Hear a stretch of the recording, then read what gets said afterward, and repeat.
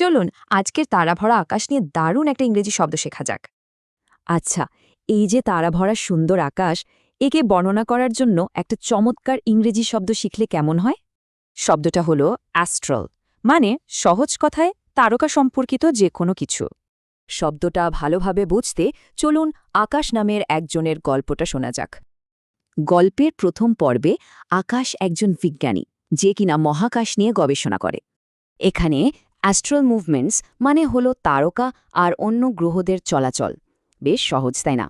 তার মানে বিজ্ঞানের জগতে অ্যাস্ট্রাল মানে হলো তারকা বা মহাকাশ সম্পর্কিত কোনো বিষয়। এবার আসা যাক দ্বিতীয় পর্বে। এখন আকাশ একজন স্বপ্নচারী, যে রহস্যময় জগৎ নিয়ে পড়ছে। এই যে অ্যাস্ট্রাল ট্র্যাভেল, এর মানে হলো আত্মা বা স্পিরিটের ভ্রমণ, যা কিনা শরীর ছেড়ে চলে যায়। অর্থাৎ আমাদের যেমন একটা শারীরিক শরীর আছে, তেমনি একটা অ্যাস্ট্রাল বডি বা আত্মিক শরীরও থাকতে পারে। তার মানে আধ্যাত্মিকতার দিক থেকে অ্যাস্ট্রাল মানে হল অতিপ্রাকৃত বা অলৌকিক কিছু। গল্পের শেষে আকাশ হয়ে গেল একজন শিল্পী, তার আর স্বপ্ন তাকে দারুণভাবে অনুপ্রাণিত করেছে।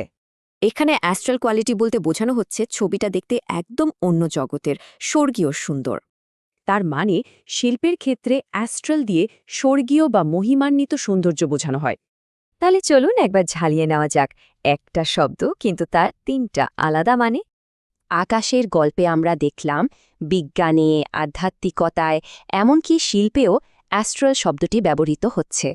মূল ব্যাপারটা হলো অ্যাস্ট্রাল শব্দটার সাথে তারার একটা সংযোগ, কিন্তু সবখানেই আছে।